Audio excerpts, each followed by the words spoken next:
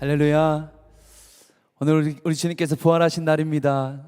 주님 앞에 예배하시는 모든 성도님들을 예수님의 이름으로 축복합니다. 우리 기쁨과 감사로 주 앞에 나아갈 때에 하나님께 영광이 되고 우리 어린 양께 깊은 감사와 경배로 나아갑시다.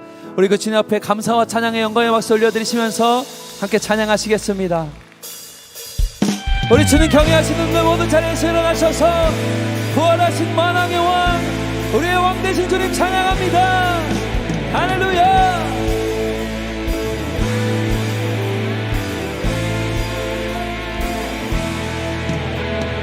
무덤에 머물러 예수 내 구주 새벽 기다렸네.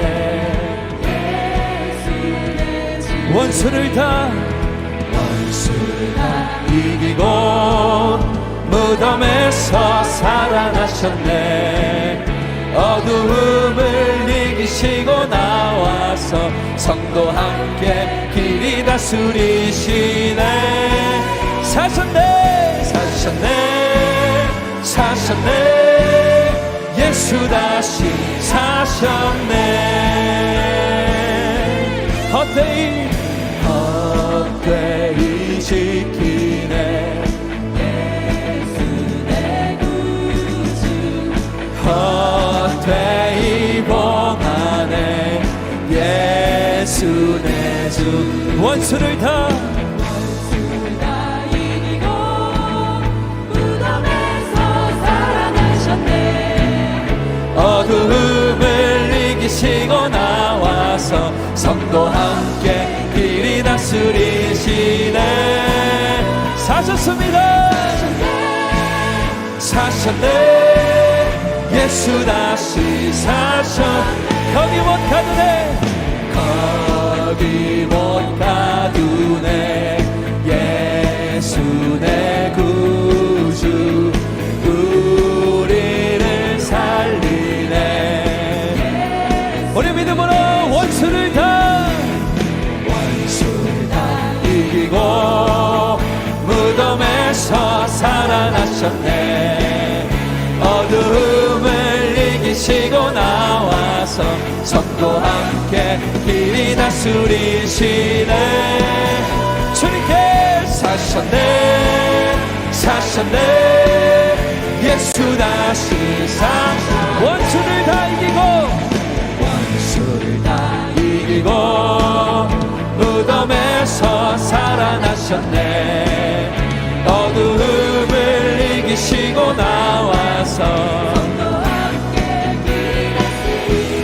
우리 주님께서 사셨네, 사셨네.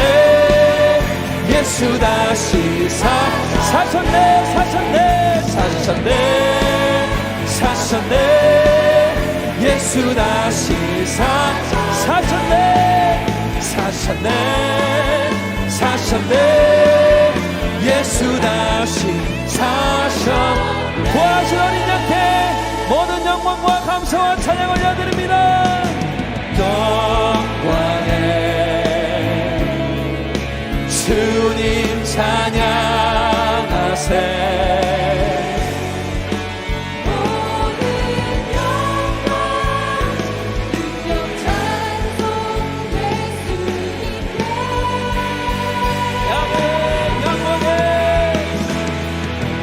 영광에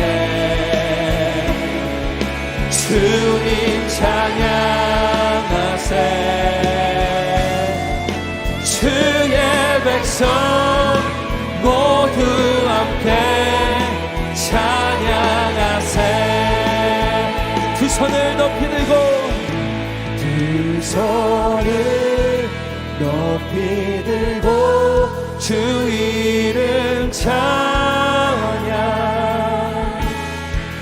존귀와 영광 모두 주 예수님께.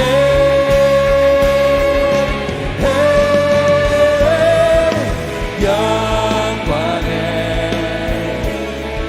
주님 찬양하세. 죽으시고 부활 부활하신 만왕의 한번 찬양합시다. 영광의 주님 찬양하세. 영광의 주님 찬양하세. 주의 백성 모두 함께 찬양하세. 두 손을 높이 들고 두 손을 높이 들고 주 이름 찬양.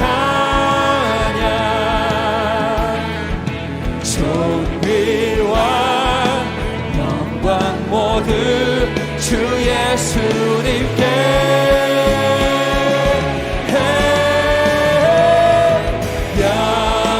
영광의 주님 찬양합시다.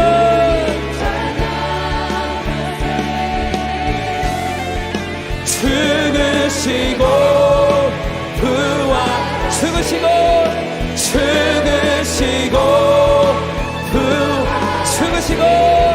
죽으시고 부활하신 만왕의 왕. 할렐루야.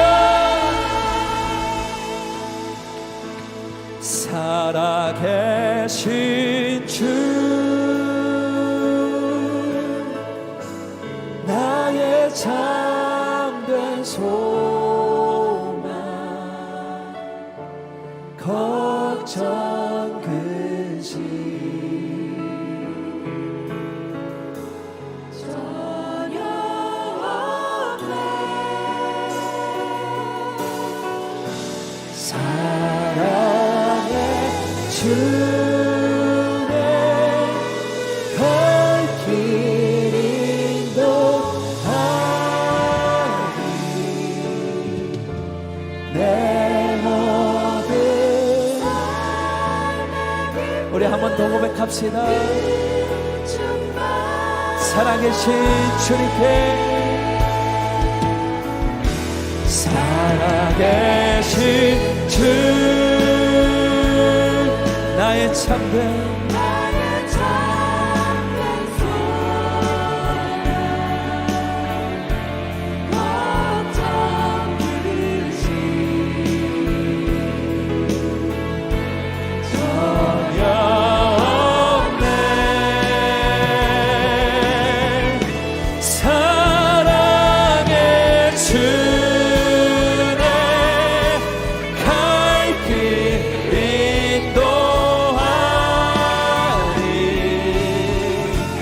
내 모든 삶의 기쁨 늘 충만하네.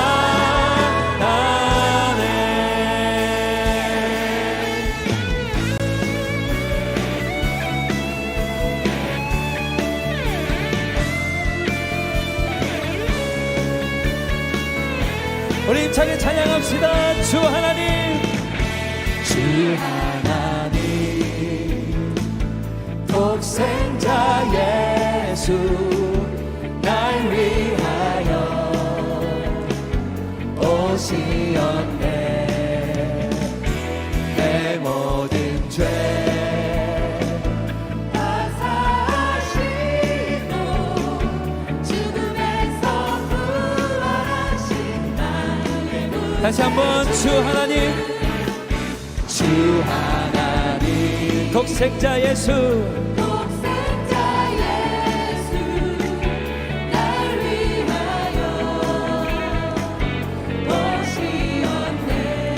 내 모든 죄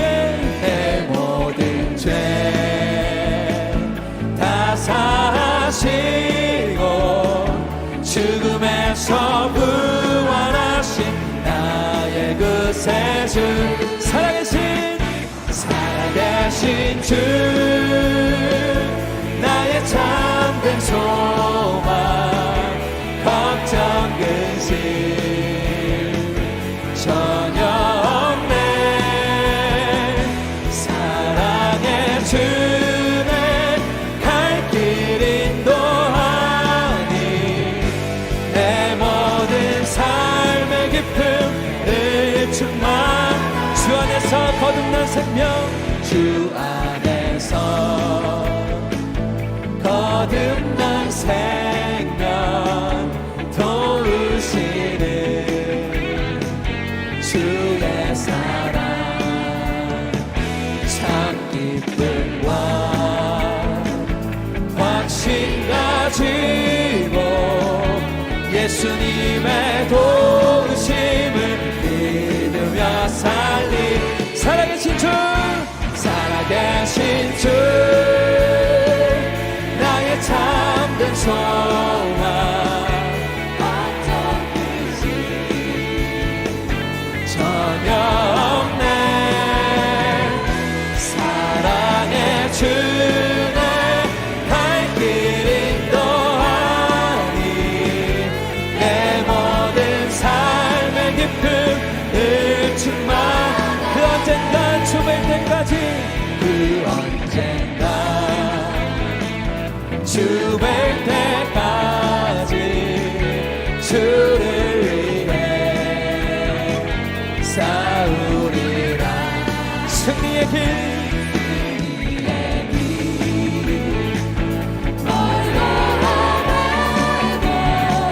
주님께서 나의 앞길 지켜 우리들이 부활하셨습니다 살아계신 주 나의 참된 소망 걱정 근심 전혀 없네 사랑의 주네 갈 길 인도하니 우리 믿음의 고백으로 주 앞에 나아갑니다 살아계신 주 살아계신 주 나의 참된 소망 걱정 근심 전혀 없네 사랑의 주네 갈 길 인도하니 내 모든 삶의 기쁨을 충만하네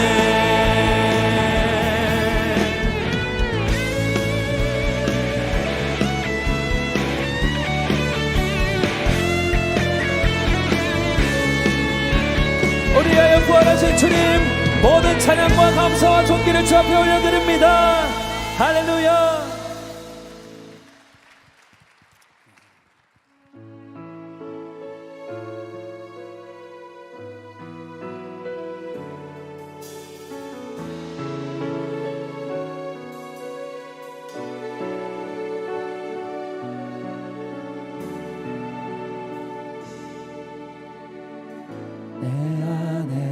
주를 향하니 노래 영원한 노래 있으니 날 향한 주님의 크신 사랑 영원히 찬양하리라 십자가 그 사랑 십자가 그 사랑 찬양하리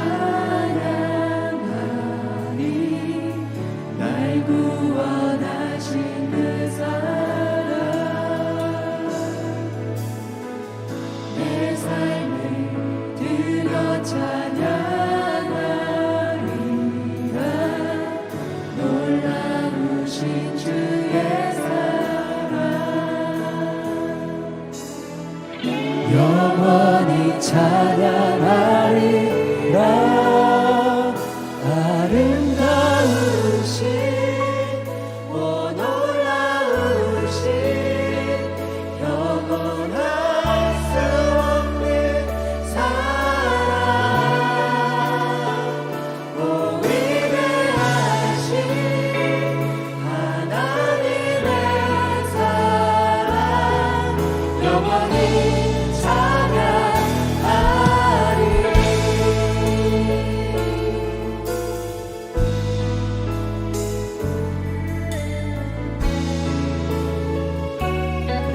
찬양합시다. 내 안에 주를 향한 내 안에 주를 향한 이 노래 영원한 노래 있으니 날 향한 주님의 크신 사랑 영원히 찬양하리라. 십자가 그 사랑 십자가 그 사랑 찬양하리. 날 구원하신 그 사랑 우리의 삶을 들여서 내 삶을 들여 찬양하리라. 놀라우신 주의 사랑 영원히 찬양하리. 아름다우신 오 놀라우신 영원할 수 없는 사랑 오 위대하신 하나님의 사랑 영원히 찬양. 우리가 아름다운 사랑 찬양합시다. 아름다우신 오 놀라우신 영원할 수 없는 사랑 오 위대하신 하나님의 사랑 영원히 찬양하. 주와 같은 분이 없습니다. 주와 같은 분은 없네. 이 세상 그 누구도 주와 같은 분은 없네. 누구도 이길 수 주와 같은 분 없네. 주와 같은 분은 없네. 이 세상 누구도 주와 같은 분은 없네. 누구도 이길 수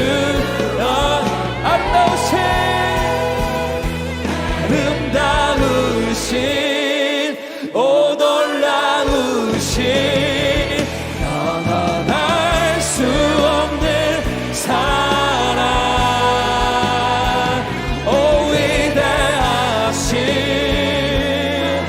우리 위한 그 사랑 그 십자가의 사랑 찬양합니다. 아름다우신 오 놀라우신 아름다우신 오 놀라우신 영원할 수 없는 사랑 오 위대하신 하나님의 사랑 영원히 찬양하리. 거룩 거룩 거룩 거룩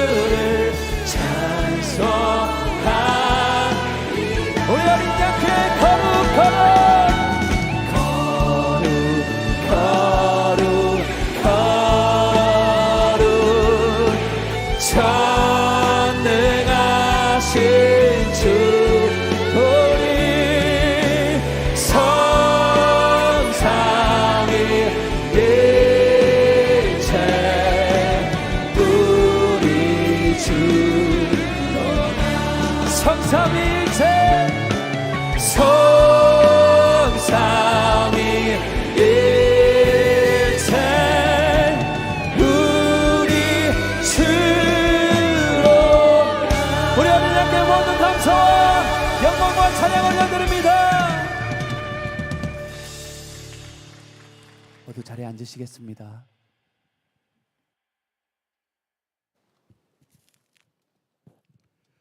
사랑과 은혜가 풍성하신 하나님 아버지, 사망의 권세를 이기시고 부활하신 주님을 찬양합니다. 거룩하고 복된 부활주일에 주님 앞으로 불러주시고 찬양과 경배를 드리게 하시니 감사합니다. 영원한 새 생명의 길을 열어주신 부활의 축복으로 우리의 마음의 문들이 열려지고 성령 충만하게 하여 주옵소서. 이 약한 심령에 부활의 신앙을 갖게 하셔서 우리의 연약한 것을 강건하게 하시고 부활의 증인으로 사명을 감당할 수 있는 굳센 믿음을 허락하여 주옵소서. 우리로 하나님을 찬양하는 삶, 기도하는 삶을 살게 하시고 우리의 삶 속에서 하나님의 살아 역사하심을 날마다 발견할 수 있는 자가 되게 하옵소서. 고난도 주님 안에 감사함으로 받아들이며 마음까지 하나 된 사람들의 공동체가 되게 하여 주옵소서. 서로 다투고 시기하며 정죄하고 살아왔던 저희들의 죄를 용서하여 주셔서 십자가의 보혈로 깨끗게 씻겨주시고 새로운 부활의 생명으로 살아가게 하옵소서. 이 비상한 시기에 한국교회와 이 민족 위에 영적 대각성이 일어나게 하시고 이 나라의 정치 지도자들이 하나님을 경외하며 진정으로 국민을 사랑하고 섬기는 신실한 자들이 세워지게 하옵소서. 우리의 지도자들이 바른 판단력으로 나라를 의롭게 하고 하늘의 축복을 땅에서 이루는 소명 있는 자들이 되게 하옵소서. 오늘 눈이 열려 부활의 주를 보다는 제목으로 부활의 복된 소식을 들고 단위에 서신 김다희 목사님께 성령의 능력을 부어주셔서 선포되는 말씀을 통해 우리의 심령 위에 은혜가 충만하게 하옵소서. 우리의 듣는 귀를 열어주시고 말씀에 순종하며 부활의 기쁨을 충만히 누리게 하여 주옵소서. 더 브릿지 찬양대와 예배를 돕는 모든 손길 위에 하나님의 특별하신 은혜와 사랑으로 채워 주옵소서. 죽음의 권세를 이기시고 부활하신 예수 그리스도의 이름으로 기도합니다. 아멘.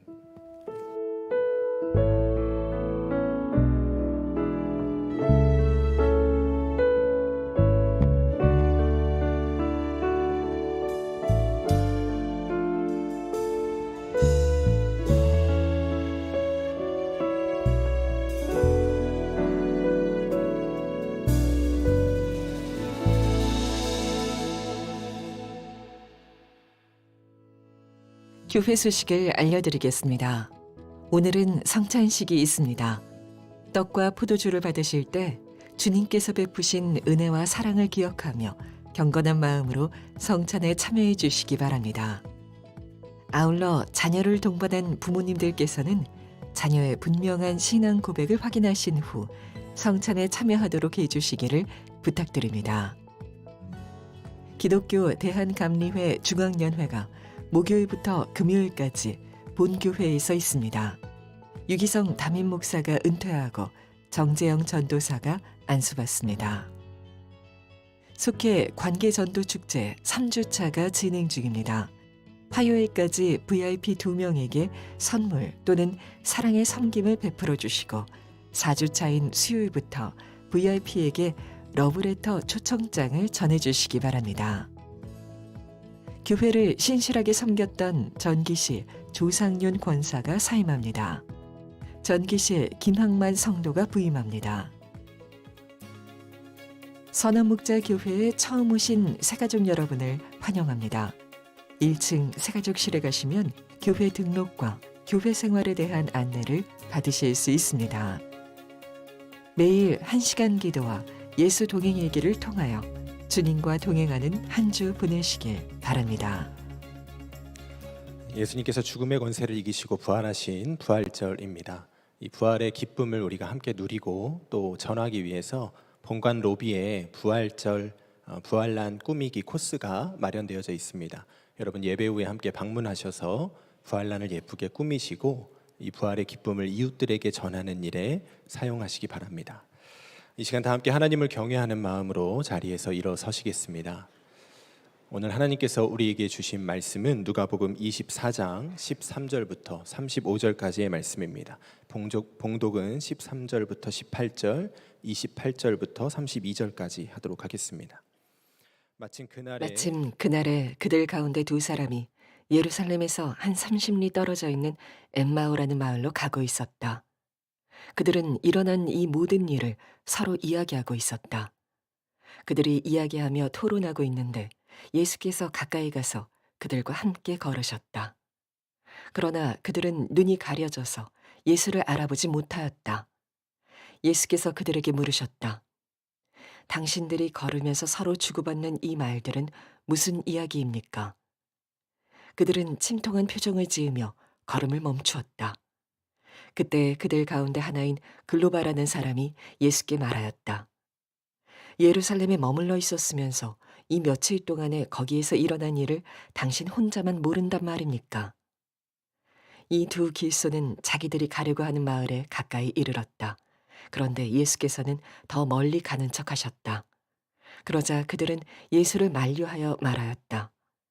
저녁 때가 되고 날이 이미 저물었으니 우리 집에 묵으십시오.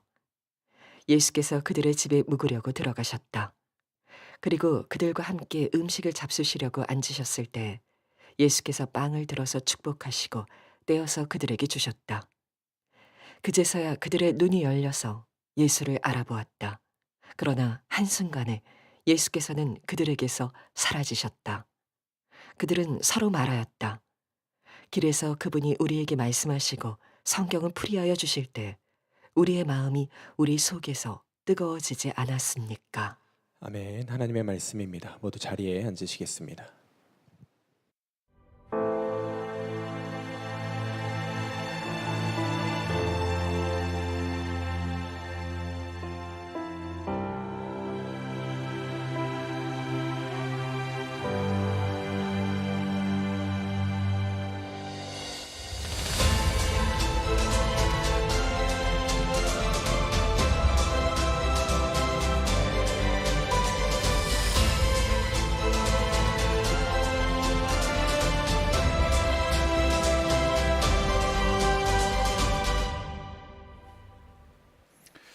네, 할렐루야. 오늘 주님 부활하신 날입니다. 우리 좌우에 앞뒤에 계신 분들에게 우리 주님 부활하셨습니다. 우리 인사하겠습니다.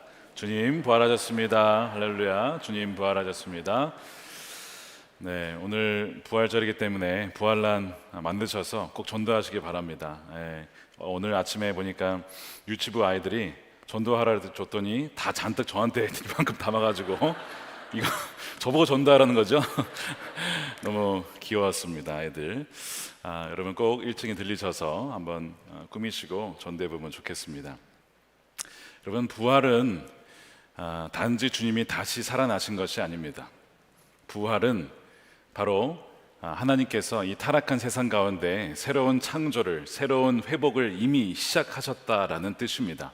그래서 옛 세상에 새로운 세상이 부활을 통해서 침투를 한 거예요. 공존을 하는 것이죠. 여전히 우리에게 슬픔과 아픔과 절망의 소식이 있지만, 그러나 이미 새로운 나라는 시작이 되었어요. 완전한 나라가 아니기 때문에, 아직은 아니기 때문에 우리의 아픔도 있고 죽음도 있지만 이미 새로운 나라는 시작이 되었다는 것이 바로 부활입니다. 부활 주일에 우리가 정말 기쁜 날이지만 여전히 절망 가운데 있는 사람들이 여러분 우리 주위에 참 많습니다. 오늘 본문에 엠마오로 향하였던 그 두 제자들도 마찬가지입니다. 오늘 본문의 시작은 바로 그 아침, 바로 그날에 라고 시작을 하죠. 마침 그날에, 어떤 날이죠? 주님 부활하신 날입니다. 그날에 이들은 예루살렘에서 오히려 반대로 엠마오라고 하는 곳으로 향해 가고 있는 거예요. 이들은 부활의 소식을 전하러 가는 게 아닙니다. 이들은 지금 굉장히 낙심하는 가운데 가고 있어요. 두 사람의 이름이 한 사람은 나와 있어요. 글로바라고. 다른 한 사람은 누군지는 모르겠습니다. 12제자가 아니었기 때문에 무명으로 예수님을 따랐던 사람으로 알려져 있는데요. 그렇게 그들이 가면서 예루살렘에서 벌어진 일들을 이야기하면서 토론하면서 갑니다. 그 가운데 그 두 사람에게 접근하는 사람이 있었는데 바로 예수님이에요. 부활하신 예수님이 그들에게 가까이 갑니다. 그리고 그들에게 물어요. 묻는데 그들이 이분이 예수님인 걸 알아보지 못합니다. 오늘 본문에 보면 16절에 눈이 가려져서 예수를 알아보지 못했다. 알아보지 못합니다. 예수님이 바로 옆에 계시지만 알아보지 못해요. 주님이 여러분들의 삶 가운데 옆에 계셔도 여러분 알아보지 못할 수 있습니다. 그리고 계속 낭망이 있을 수도 있다는 거예요. 그 예수님이 무슨 이야기를 하냐고 물어봐요. 너희들이 하는 이야기가 뭐냐? 여러분, 예수님은요, 저와 여러분들의 이야기에 관심이 많으십니다. 저와 여러분들의 삶의 이야기에 귀를 기울이신다는 거예요. 그렇게 물었을 때에 이 제자들이 가던 길을 멈추고 섭니다. 그리고 그들의 표정을 보니까 이렇게 되어 있어요. 두 사람이 슬픈 빛을 띠고 머물러 서더라. 슬픈 빛을 띠다라고 번역된 이 단어는요, 슬프다, 침울하다, 불안해하다라는 의미가 다 결합된 단어입니다. 그들은 부활주의를 맞이했지만 여전히 침울하고 우울하고 불안하고 슬픈 얼굴을 하고 있었다는 거예요. 왜냐하면 예수님이 죽었다는 것이죠. 처형을 당해서 공개 처형을 당하고 우리가 바랬던 그 메시아, 우리를 구원하고 우리를 로마의 압제에서 구원할 그 메시아가 죽었기 때문에 너무나 이들이 낙심해 있는 것입니다. 이들은요, 부활의 소식 들었습니다. 몇몇 여인들이 무덤에 갔더니 빈 무덤이라는 거예요. 그런 소식을 분명히 전해 들었는데 여전히 실망하고 있는 겁니다. 몇 가지 이유가 있어요. 첫 번째는 사회적 편견이에요. 바로 여성의 이야기였기 때문에 그 당시에 여성은, 죄송하지만 아무런 법적 효력이 없었습니다. 그러니까 믿어주질 않는 거예요, 여성들의 증언은. 그러니까 여성들의 이야기는 믿을 수가 없다라는 이유가 있었을 것이고, 두 번째는 영적인 무지 때문에, 그러니까 예수님이 고난을 받으시고 부활하실 것을 그들은 믿지 못한 거예요. 예수님이 계속 여러 차례 말씀하셨지만 귀가 어둡고 눈이 어두워서 알아차리지를 못하고 있었던 것이죠. 물론 유대인들이 그 당시에 부활이라는 개념이 있긴 있었어요. 그러나 역사 마지막에 일어난 일이지 역사 중간에 부활이 일어난다 믿을 수 없었습니다. 그래서 그들은 부활의 소식을 듣고도 믿지 못하는 거예요. 집에 혹시 개를 키우시는 분 계십니까? 거의 없으시군요. 근데 집집마다 적어도 2마리의 개가 있다고 합니다. 편견, 선입견, 2마리는 다 있다고 해요. 편견과 선입견 때문에 여성들의 그 첫 부활의 증인들의 이야기를 듣고도 여러분 알아차리지 못하고 주님이 지금 바로 옆에 계심에도 불구하고 몰랐다는 것이죠. 그리고 부활의 이야기를 예수님이 계속 그 전에 말씀하셨지만 여전히 믿지 못하는 자들이 바로 이 엠마오의 제자들이었습니다. 그들이 주고받는 이야기는요, 낭만과 낙심과 절망의 이야기였어요. 여러분, 주님께서 오늘 우리에게도 물으십니다. 지금 여러분들이 나누고 있는, 지난주에 여러분들이 나눈 이야기는 무엇입니까? 너희들은 무엇을 이야기하며 인생을 걸어가고 있느냐라고 하신다면 여러분들은 뭐라고 답하시겠어요? 저는 지난 한 주만 해도 참 많은 성도님들의 이야기를 들었습니다. 그 중에 어떤 분이 저를 지난 주 중에 새벽 기도에, 특세였죠, 찾아오셨어요. 제가 여기서 앉아서 기도를 하는데 저를 탁 이렇게 치시더니, 목사님 기도해 주세요. 무슨 일입니까? 사랑하는 자기 딸이 뇌출혈로 쓰러진 거예요. 그 출혈이 굉장히 심했어요. 수술을 받고 깨어나지 못한 가운데 뇌압은 높아지고, 목사님 기도해 주십시오. 그래서 제가 기도를 해드렸어요. 여러분, 젊은 자녀의 뇌출혈, 그 소식을 들은 거예요. 그 이야기를 나눈 거예요. 몇 주 전에는요, 예배 끝나고 갔더니 어떤 젊은 여성분이 찾아오셨어요. 아이가 아직 성년이 안 된 애가 3이나 있습니다. 젊은 분인데 이미 말씀하기도 전에 눈빛에서, 마스크를 쓰고 있었는데요, 눈빛에서부터 뭔가 슬픔과 이 우울이 가득한, 저한테 그러시는 거예요. 목사님, 제가 예전에 암에 걸렸었는데 재발했습니다. 그리고 그것이 전이가 된 것 같아요 라고 그 짧은 마디에 이미 눈에는 눈물이 가득해 있고 모든 절망과 슬픔이 그 눈망울 안에 다 담겨 있는 겁니다. 여러분, 이것이 우리들의 이야기예요. 기쁨과 희망의 이야기도 있지만 여러분, 우리 이런 이야기들을 참 많이 들어요. 암과 재발과 자녀들의 아픔과 깨어진 가정과 수많은 이야기들을 나눈다는 것이죠. 주님은 너희들이 무슨 이야기를 나누고 있느냐고 묻는 거죠. 우리 인생 여정에서 마주하는 현실, 일어나지 말아야 할 일들의 연속입니다. 이루 말할 수 없는 아픔과 고통들로 채워져 있어요. 그 질병이나 이런 암은 이런 누구도 마주하고 싶지 않은 불청객입니다. 그런데 우리가 머리로는요, 인생에 이런 불청객이 찾아온다는 것을 머리로는 알아요. 그렇지, 우리 삶이 그렇지 뭐. 근데 정작 나에게 그것이 벌어지면요, 여러분, 그것을 어떻게 이것을 받아들여야 되고 이것을 어떻게 해석해야 할지 신앙인조차도 여러분 굉장히 힘들다는 겁니다. 저에게도 과거에 자녀의 아픔이 있을 때, 미국에 있을 때였는데요, 이게 해석이 안 되는 거예요. 주님, 왜 저에게 이런 아픔을 주십니까? 이것이 주님의 임재와 고난의 이 실제는 이걸 어떻게 조화를 이루어야 될지 하나님, 저는 잘 모르겠습니다. 제가 목사이지만 이걸 어떻게 받아들일지 잘 모르겠습니다. 그랬던 때가 있었어요.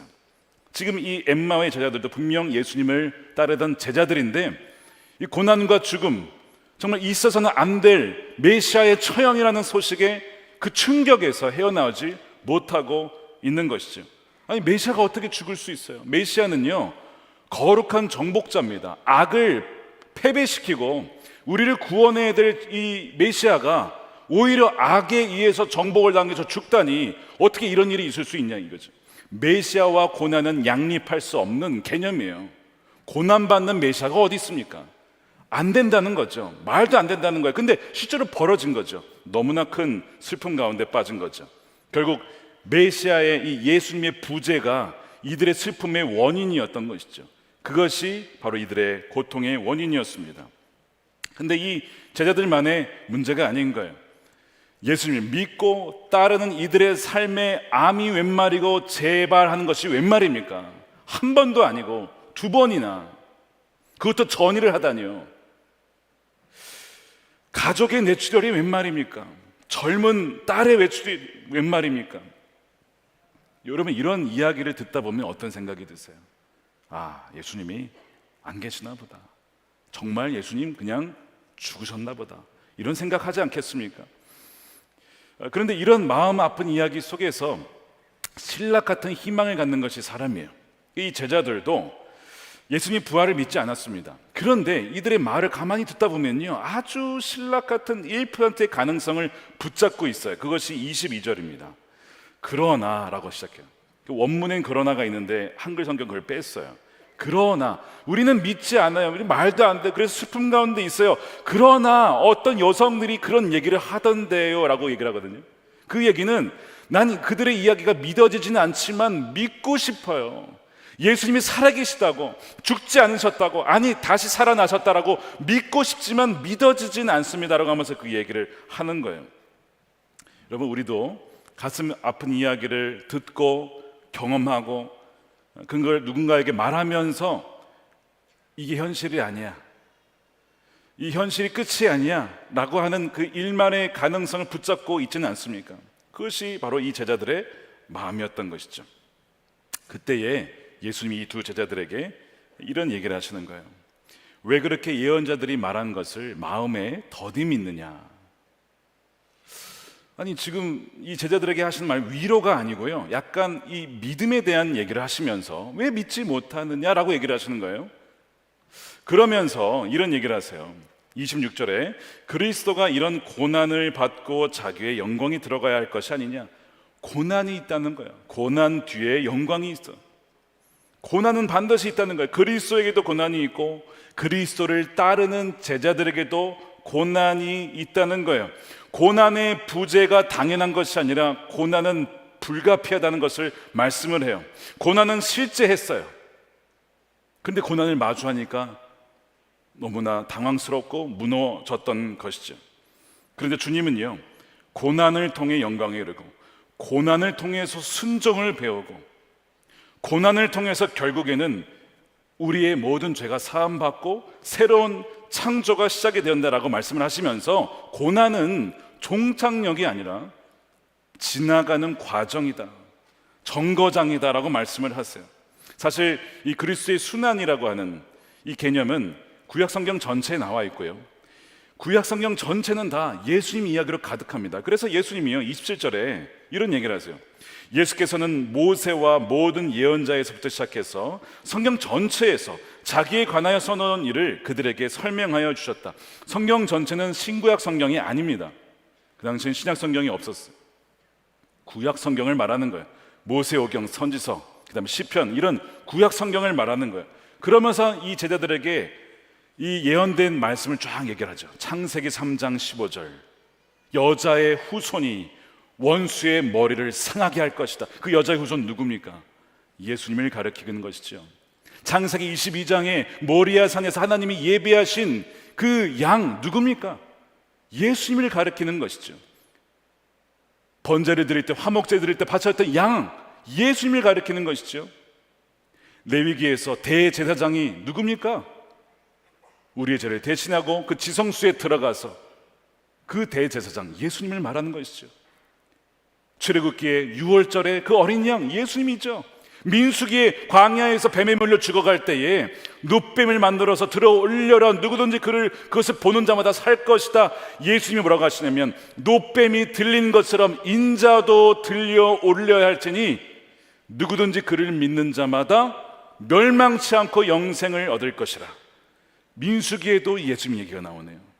시편 22편에 다윗이 아버지 어찌하여 나를 버리셨나이까? 하나님 어찌하여 나를 버리셨나이까? 다윗의 고백인데 그것이 누구의 고백입니까? 예수님께서 우리의 모든 저주를 다 본인이 받으셔서 성부 하나님으로부터 끊어져서 저주를 받은 거예요. 그때 외침이잖아요. 이미 성경 곳곳에 그리스도와 그리스도의 순환에 대한 말씀으로 가득 차 있다라는 거예요. 이 말씀을 쫙 풀어주시는 거예요. 그러니까 제자들이 절망 중에 있다가 아 맞구나, 그리스도가 이미 예언되어 있었고 고난이 있었고 우리 위해서 이사야 53장에도 그 고난받는 종, 그렇구나, 우리를 위해서 죽으시는 바로 주님이셨구나 라는 것을 그들이 깨달으니까 어떻게 돼요? 마음이 뜨거워져, 속에서부터 뜨거워지더라는 거예요. 그렇게 절망과 낙심 가운데 이들이 마음이 막 뜨거워지는 거예요. 불타오르는 것입니다. 그러면서 주님께서 이제 가려고 하는데 이 제자들이 뭐렇게 하냐면, 날이 저물었으니까 저희 집에 주무시고 가시라고 강권해서 집에 모십니다. 그리고 예수님이 그들과 함께 식사를 하시죠. 오늘 본문에 보면요, 그들과 함께 동행하시고 그들과 함께 식사하시고, 주님은 저와 여러분들과 함께 하시는 분이십니다. 그 함께 하시는 주님께서 식사를 하시는데요, 많이 보던 장면 30절에 보십시오. 그들과 함께 음식 잡수실 때에 떡을 가지사 축사하시고 떼어 제자들에게 주시니 성찬을 하는 거예요. 그때 그들의 가리워졌던 눈이 열리면서 예수님을 알아보게 됩니다. 예수님이 죽으신 것이 아니었어요. 예수님이 살아계셨습니다. 그들의 눈이 가리워졌던 것뿐이에요. 그러면서 눈이 밝아졌다는 것은 이 수동태로 쓰여 있거든요. 스스로 눈을 뜰 수가 없어요. 우리는 스스로 눈 뜰 수 없습니다. 영이 감겨진 눈을 우리 스스로는 뜰 수 없어요. 하나님이 열어주셔야만 합니다. 사도행전 16장에 루디아라는 여인의 마음을 주께서 열어주사, 그러니까 그 루디아가 말씀을 듣고 믿어서 그녀의 집이 빌립보 교회가 되거든요. 눈이 열리고 마음이 열리는 은혜가 여러분들에게 있기를 축복합니다. 하나님이 열어주시면 그게 열리게 되는 것이죠. 제자들의 눈이 활짝 열리니까요, 그렇게 절망하고 두려워하던 그들이 그날 밤으로 예루살렘으로 달려가요. 두려운 것이 없어졌어요. 절망이 사라졌어요. 기쁨으로 충만해서 달려가서 주님이 부활하셨다라고 증언을 하며 증인이 되는 것입니다. 여러분 꼭 기억하십시오.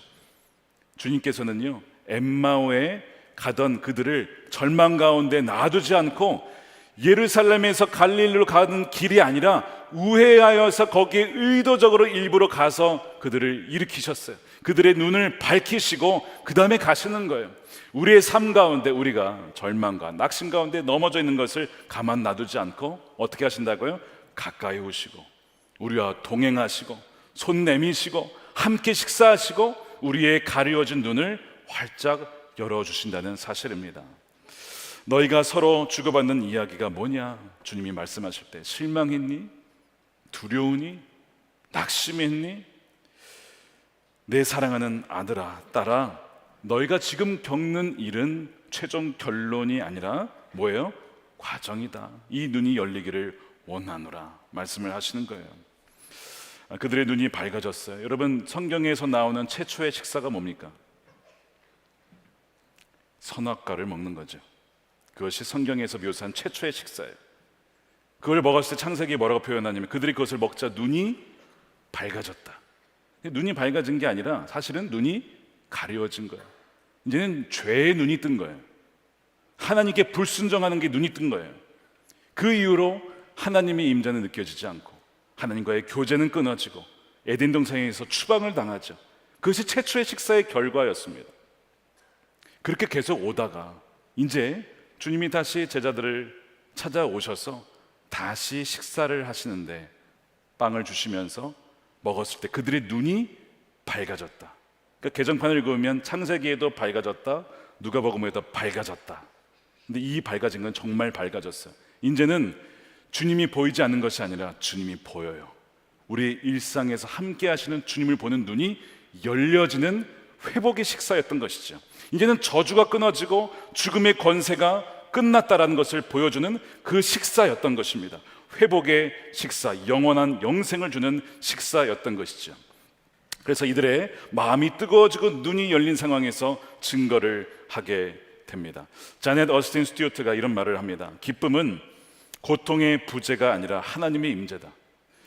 기쁨은 고통의 부재여야 기쁨이 있는 줄 알았는데 그게 아니라는 거예요. 고통이 있지만 하나님의 임재가 있다면 기뻐할 수 있다. 이거 얘기하는 거죠. 여러분 믿으십니까? 고통이 있어도, 고통이 실제해도 하나님의 임재가 있다면 이것을 능히 넘어갈 수 있는 힘 있기에 기쁨이 여전히 우리에게 있을 수 있다는 것을 고백하는 거예요. 우리의 눈이 열리면 우리의 상황이 어떠하든지 부활하신 주님 때문에 여전히 우리는 그 소망을 가지고 기뻐할 수 있다는 거죠. 프레드릭 뷰크너라는 분이 이런 말을 합니다. 복음은 그것이 좋은 소식이기 이전에 나쁜 소식으로 존재한다. 그럼 이것을 이해하시겠습니까? 좋은 소식이기 이전에 나쁜 소식으로 먼저 존재한다. 예수님의 죽음은 나쁜 소식이었어요. 그런데 그것은 좋은 소식이었어요. 이것을 이해하시겠습니까? 나쁜 소식이었어요. 우리가 듣는 소식들은 나쁜 소식들을 많이 들어요. 그런데 그것이 좋은 소식일 수 있을까? 주님은 오늘 그걸 우리에게 물으시는 겁니다. 부활의 눈이 열려서 나쁜 소식, 누가 봐도 나쁜 소식인데 그것이 좋은 소식으로 바뀌어지는 은혜, 이것이 있기를 축복합니다. 사랑하는 자녀를 위해서 기도 요청하던 그 아버지, 제가 놀란 것은 뭐냐면요, 사랑하는 딸이 뇌출혈로 쓰러져서 기도 요청을 해요. 분명 고통의 실제입니다. 그런데 동시에 그의 눈 가운데 믿음의 눈이 있었어요. 목사님, 기도만 해주십시오. 제가 병원으로 가겠습니다. 당장 가겠습니다. 아니에요, 목사님. 어차피 보호자밖에 가지 못합니다. 오지 않으셔도 거기서 기도해 주시면 됩니다. 라고 말씀을 하시는데 마음에 믿음이 느껴져요. 그분의 눈빛에서도 믿음이 느껴지는 거예요. 고난의 실제와 함께 동시에 하나님의 임재를 같이 붙잡고 있는 그분의 모습을 제가 보고 제가 더 도전이 되었어요.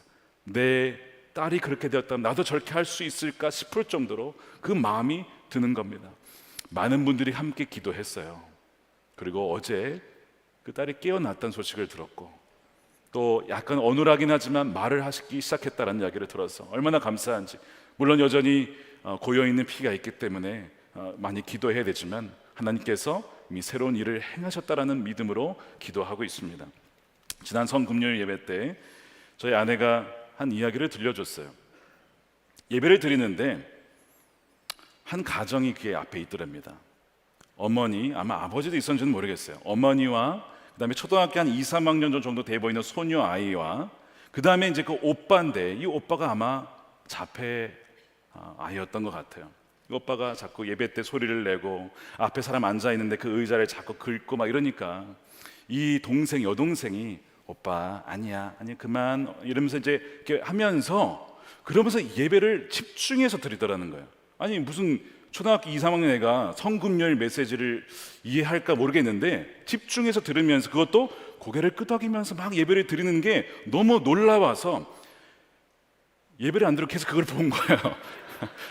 남편의 설교보다 그게 더 은혜로웠나 봐요. 그러면서 제가 들으면서 당신 그럼 예배 안 드렸어. 어쨌든 그 얘기를 하는데요, 너무 은혜가 되었다. 그래서 같이 그 아이를 안아주고 싶었대요. 자 보세요, 오빠가 아파요. 근데 이 고통은 분명 실제한 것입니다. 그 가정의 아픔이겠죠. 그렇다고 해서 주님의 임재가 없느냐? 그렇지 않다는 거예요. 그 가운데 여전히 말씀을 들으며 주님을 바라보는 눈이 열려있는 그 소녀의 눈빛이 너무 은혜가 되더라는 거예요. 너무 은혜가 되었다. 누가 봐도 그 설교보다 그게 훨씬 낫던 것 같아요. 그 소녀의 바라보는 눈빛 듣다가 여러분 뭐 다 이해했겠습니까? 못 알아듣는 단어가 나오잖아요. 그 두강도 이야기에서 왜 마지막 그 포도원 품꾼 5시에 부름받은 품꾼이라고 하니까 얘가 못 알아들은 거예요. 품꾼을. 엄마 품꾼이 뭐야? 아 일꾼이야. 아 그러면서 다시 고개를 끄덕이면서 막 메시지를 또 듣더래요. 그런 모습들이 너무 아름다운 거, 너무 귀한 거예요. 그 가운데 오빠를 위해서, 엄마를 위해서 함께 예배하는 그 온 가족, 결국 끝까지 그 거의 2시간 가까운 예배를 드리고 설교 후에 첫 번째, 두 번째, 세 번째 기도까지 다 하고 그리고 가더래요. 아내가 그 모습을 감동을 받고 저에게 그 이야기를 해주는데 절로 사실 기도가 나왔습니다. 사실 그 아픔의 이야기가 있죠, 그 가정에. 그런데 그 아픔의 우리의 이야기를 부활이라고 하는 하나님의 뭐예요? 참된 이야기 안에서 바라보는 거예요. 비록 아픔과 또한 어려움이 있지만 그러나 하나님의 이야기는 고난 그 이후에 부활이 있다, 죽음 그 이후에 부활이 있다라고 하는 참된 이야기 속에서 보기 때문에 고통은 실제하지만 그러나 하나님의 임재는 더 분명하다라는 것을 보는 그 아이의 믿음, 어디서 왔을까요? 저는 어머니로부터 오지 않았을까? 어머니가 그 어린아이를 그렇게 키운 것이 아닐까? 그렇게 어머니가 믿음으로 나가는 것이 어린아이가 어릴 적부터 보면서 나도 그 엄마의 믿음 따라 가는 것이 아니었을까라는 생각이 들면서 기도가 나왔어요. 주님, 그 가정과 늘 함께 하여 주시고 어떤 상황 속에서도 부활의 주를 바라보는 눈을 잃지 않도록 주님 인도하여 주옵소서. 그런 기도를 드리게 되었습니다. 사랑하는 여러분, 부활하신 주님은요 결코 우리를 슬픔과 절망 중에 혼자 내버려 두지 않고 의도적으로 찾아오시고 우리와 함께 식사하시고 우리의 이야기에 귀를 기울이십니다. 저와 여러분들의 이야기를 여러분 주님이 모르시지 않아요. 관심 가져서 들으시고 아파하시고 그러면서 새로운 관점에서 이 상황을 바라볼 수 있도록 해주시고 그분이 바로 우리와 함께 하시는 부활의 주님이십니다.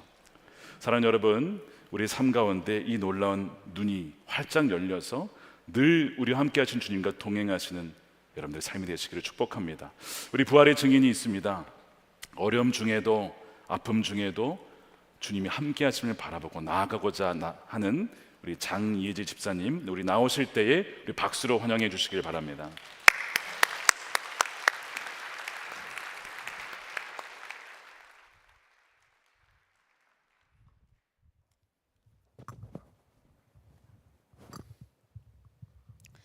저는 모태신앙으로 평범한 가정 속에서 큰 어려움 없이 살아왔습니다. 모태신앙이 다 그렇듯 습관처럼 매주 교회는 갔었습니다. 청년 시절이 되어서 인격적으로 주님을 만났고 그때 다니던 교회에서 지금의 남편을 만났습니다. 주님을 만나 남편을 만나고 주님이 주신 선물인 첫째 아이를 만나 키우면서 평범한 가정을 꾸리고 행복한 가정을 이루고 살았습니다. 그러던 어느 날 첫째가 발달에 문제를 보이기 시작했습니다. 둘째를 출산하면서 갑자기 불안이 심해진 첫째가 불안 증세와 예민한 감각으로 인해 밤에도 쉽게 잠들지 못했고 그로 인해 저 또한 항상 잠이 부족했고 저희는 매일 지치고 예민해져만 갔습니다. 혼자라도 예배당으로 달려가 충만한 예배라도 드리고 싶었지만 분리불안이 심했던 아이를 떼어놓고 예배를 갈 수도 없는 형편이었습니다. 코로나 시기를 지나며 집에서만 예배를 드리다 보니 아이 육아와 겹치며 온전한 예배를 드릴 수도 없었고, 저희 부부는 몸도 마음도 너무 지쳐서 정말 기도가 필요한 건 알겠는데 기도도 나오지 않았습니다. 코로나가 잠잠해지기 시작하며 저희는 새로운 곳으로 이사를 오게 되었는데, 그동안 시부모님과 함께 다니던 교회를 떠나 선한목자교회를 등록하게 되었습니다. 선한목자교회를 오게 되며 너무나 감사하게 첫째 아이를 사랑부 유치부에 보낼 수 있었고, 그곳에서 따뜻하고 사랑 많으신 선생님들을 통해 서준이도 주님의 사랑을 느끼며 잘 적응하고 있습니다. 저 또한 남편이 둘째와 시간을 보내는 동안 예배를 드릴 수 있게 되었습니다. 정말 주님의 긍휼로 받은 은혜라고 밖에 표현할 수 없는 인도하심이었습니다. 예배를 통해 저는 점점 치유와 회복을 경험하기 시작했습니다. 하지만 그 기쁨도 잠시, 주님의 은혜로 10주의 양육 과정을 마쳐갈 때쯤 저에겐 또 하나의 생각지 못한 불청객이 찾아왔습니다. 목의 통증으로 갑상선 초음파를 하게 됐는데 의사로부터 생각지도 못한 말을 듣게 된 것입니다. 갑상선 우측의 결절 모양이 안 좋다고 정밀 검사 후 갑상선 유도암이라는 진단을 받게 된 것입니다. 암이라는 말에 순간 밀어닥친 두려움과 함께 첫째 아이가 중첩되면서 돌아오는 길에 한없이 눈물이 났습니다. 주님이 분명히 좋은 교회로 인도해 주셨잖아요. 이제 예배를 통해 겨우 치유와 회복이 시작되었는데 왜 또 이런 질병을 저에게 주시는지요. 마음의 두려움과 슬픔이 찾아왔습니다. 남편은 하나님 정말 너무하신다. 서준이도 아픈데 너까지 암에 걸리다니 왜 고난이 계속되나 라고 원망했습니다.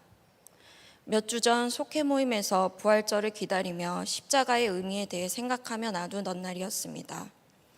예전엔 그냥 막연하고 그렇게 크게 와닿지도 않았던 주님의 십자가 사랑에 대해 묵상하며 한없이 눈물이 쏟아졌습니다.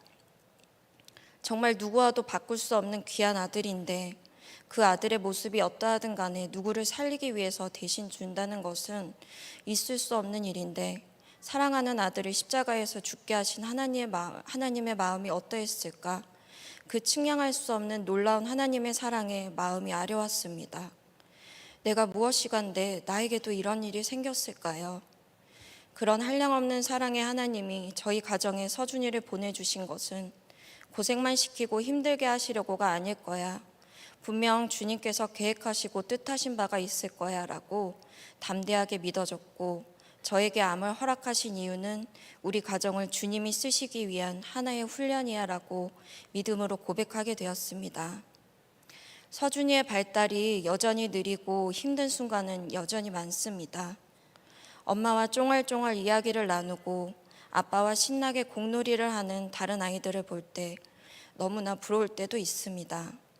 그러나 연약한 아이를 통해 저희 부부를 주님께로 더욱 가까이 가게 했고, 아무것도 할 수 없이 눈물밖에 드릴 것이 없어서 저희를 기도의 자리로 가게 해준 서준이는 주님께서 저희에게 보내주신 선물이며 천사입니다. 아이를 통해 감사를 배우고 암을 통해 저희의 믿음이 성장되고 있습니다. 상황은 여전히 막막하지만 상황이 바뀌어서 기쁘고 감사한 삶이 아니라 어떤 상황에서도 항상 동행하시며 저희 가정을 돌보시며 사랑해 주시는 주님이 계셔서 정말 너무나 행복합니다. 서준이의 어려움도 저의 아픔도 모두 선하게 쓰임받게 하실 주님의 뜻을 믿으며 일어나 걸어라 내가 새 힘을 주리니 찬양을 부르며 매일매일 주님이 기뻐하실 가정으로 살아가길 소망합니다. 장애와 질병뿐만 아니라 죽음도 이기신 부활의 주님께서 저희에게 주신 사랑과 은혜 곳곳에 나누며 살아가길 원합니다. 부활의 주님을 찬양하며 주님 마음 깊이 사랑합니다.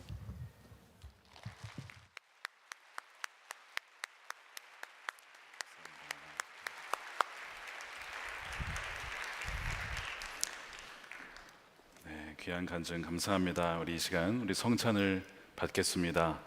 오늘 엠마오 제자들 주님께서 성찬을 직접 베푸실 때에 그들의 가려졌던 눈이 열렸던 것처럼 우리의 눈이 열려서 우리의 부활의 주님, 우리 함께 하시는, 우리 일상 가운데 함께 하시는 부활의 주님을 바라보는 눈이 활짝 열리기를 원합니다. 이 시간 함께 기도할 때에 주님 모든 근심 걱정, 염려 주님께 맡겨드립니다. 주여 상황을 보지 않게 하시고 부활의 주님 우리에게 다가오시고 우리의 이야기를 귀를 기울이시고 너에게 어떤 일이 있느냐, 무슨 일이 있느냐 염려하지 말아라, 내가 너를 떠나지 않는다, 너와 함께 한다라고 하시는 주님을 바라보는 눈이 활짝 열리는 이 성찬의 은혜가 될 수 있도록 하나님 우리 가운데 충만히 임재하여 주옵소서. 우리 성찬을 준비하며 기도하도록 하겠습니다. 계신 주 나의 참된 소망 걱정 근심 전혀 없네. 사랑의 주네 갈 길 인도하니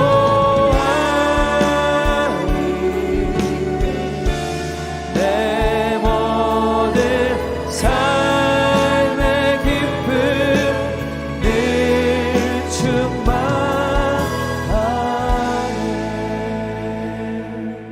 주님 감사합니다. 오늘 우리 엠마오의 이 식탁에 우리를 초대해 주시고 친히 하나님 우리에게 성찬을 베풀어 주심을 믿고 감사를 드립니다.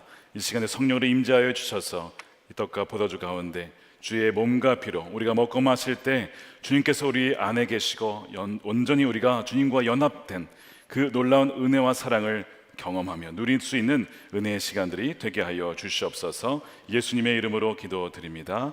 아멘. 예수님께서 잡히시던 밤에 빵을 떼어 제자들에게 나눠주시면서 말씀하셨습니다. 이것을 받아 먹어라. 이것은 너희를 위하여 십자가에서 나의 몸을 찢어서 너희를 살리기 위하여 주는 나의 몸이다. 이것을 행할 때마다 나를 기억하여라 말씀하셨습니다. 또한 잔을 들어 축사하시고 제자들에게 나눠주시면서 말씀하셨습니다. 이것을 받아 마셔라. 이것은 너희를 위하여 주는 나의 피, 죄사함을 얻게 하려는 새 언약의 피, 동물의 피가 아니라 성자 하나님의 고귀한 보혈입니다. 어느 죄도 사할 수 없는 죄가 없고 어느 인생도 회복시키지 못할 그런 인생이 없는 완전한 회복과 죄사함의 새 언약의 피, 우리가 이것을 먹고 마실 때에 우리 안에 완전한 용서와 회복이 있음을 믿고 부활의 주를 바라보는 눈이 활짝 열리기를 축복합니다. 이 시간에 우리 먼저 우리 빵을 받으실 텐데요, 우리 말씀을 묵상하시고 다 함께 우리 드시도록 하겠습니다.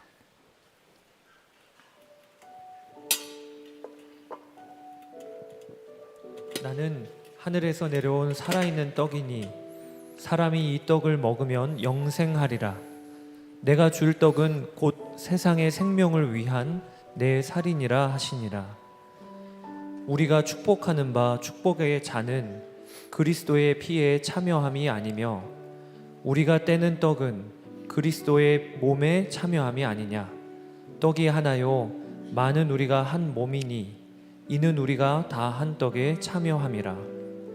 친히 나무에 달려 그 몸으로 우리 죄를 담당하셨으니 이는 우리로 죄에 대하여 죽고 의에 대하여 살게 하려 하심이라. 그가 채찍에 맞음으로 너희는 나음을 얻었나니. 사랑하는 자들아, 우리가 서로 사랑하자.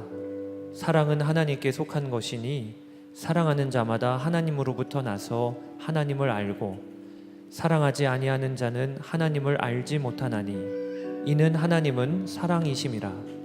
하나님의 사랑이 우리에게 이렇게 나타난 바 되었으니 하나님이 자기의 독생자를 세상에 보내심은 그로 말미암아 우리를 살리려 하심이라. 여러분을 위해 주신 우리 주 예수 그리스도의 몸이 여러분을 영생에 이르도록 보호해 주십니다. 그리스도께서 여러분을 위해 죽으셨음을 기억하면서 믿음과 감사로 이 떡을 받으시기 바랍니다. 이것은 여러분을 위해 주시는 주님의 몸입니다. 아멘. 역시 잔을 받으시고 말씀을 묵상하시고 그 다음에 함께 드시겠습니다. 만일 우리가 죄가 없다고 말하면 스스로 속이고 또 진리가 우리 속에 있지 아니할 것이요 만일 우리가 우리 죄를 자백하면 그는 미쁘시고 의로우사 우리 죄를 사하시며 우리를 모든 불의에서 깨끗하게 하실 것이요 나의 자녀들아 내가 이것을 너희에게 쓰면 너희로 죄를 범하지 않게 하려 함이라. 만일 누가 죄를 범하여도 아버지 앞에서 우리에게 대언자가 있으니 곧 의로우신 예수 그리스도시라. 그는 우리 죄를 위한 화목 제물이니 우리만 위할 뿐 아니요 온 세상의 죄를 위하심이라. 수고하고 무거운 짐진 자들아 다 내게로 오라. 내가 너희를 쉬게 하리라. 하나님이 세상을 이처럼 사랑하사 독생자를 주셨으니 이는 그를 믿는 자마다 멸망하지 않고 영생을 얻게 하려 하심이라. 미쁘다 모든 사람이 받을 만한 이 말이여 그리스도 예수께서 죄인을 구원하시려고 세상에 임하셨다 하였도다. 여러분을 위해 흘리신 우리 주 예수 그리스도의 피가 여러분을 영생에 이르도록 보호해 주십니다. 그리스도께서 여러분을 위해 흘리신 피를 기억하면서 믿음과 감사로 이 잔을 받으시기 바랍니다. 이것은 여러분을 위해 주시는 주님의 피입니다. 아멘.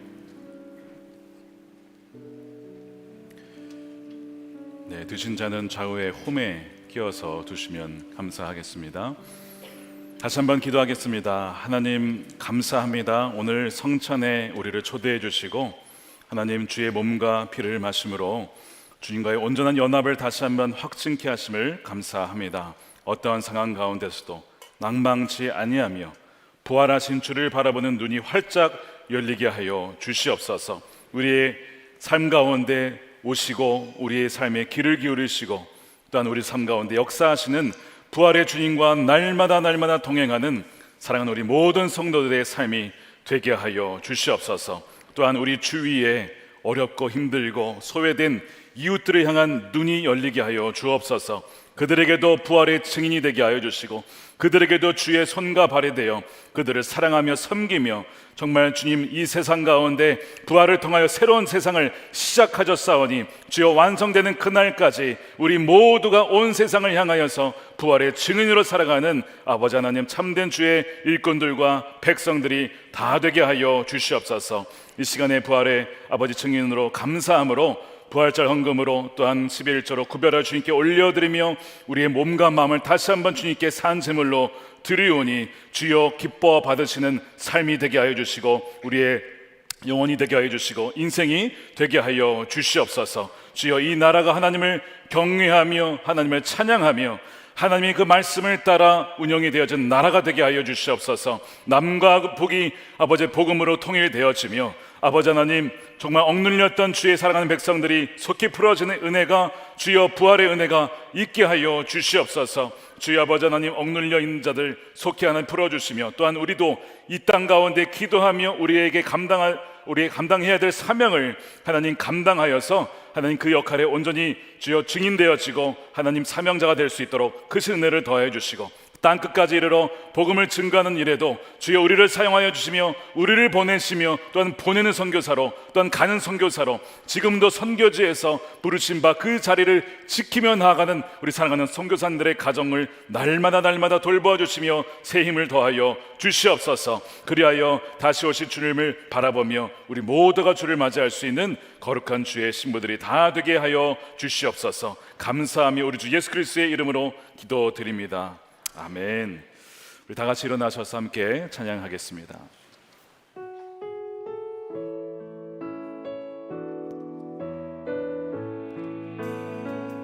괴로울 때 주님의 얼굴 보라 부활의 주님 바라보아라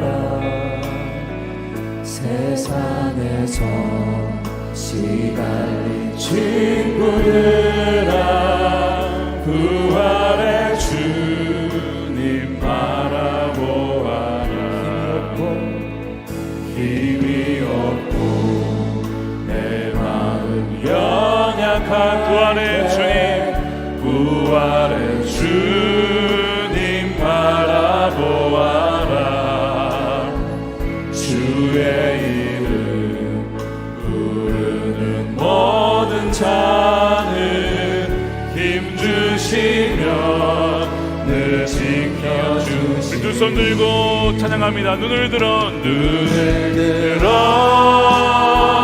주를 보라. 내 모든 염려 주께 맡겨라. 슬플 때에 주님의 얼굴 보라. 사랑의 주님 안식 주들어 주를 보라. 눈을 들어 주를 보라. 내 모든 염려 주께 맡겨라. 슬플 때에 주님의 얼굴 보라. 사랑의 주님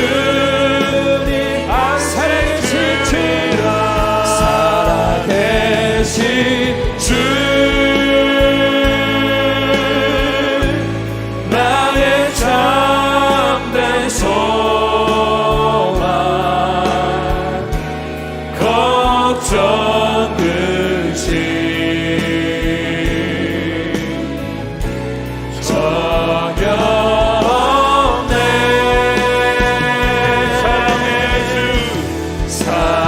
사랑의 주 내 갈 길 인도하니 내 모든 삶의 기쁨 늘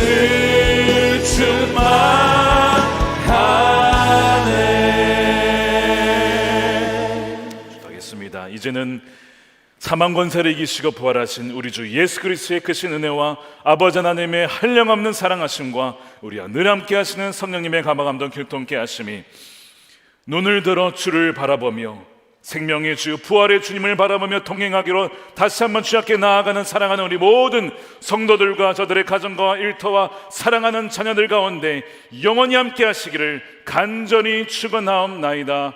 아멘.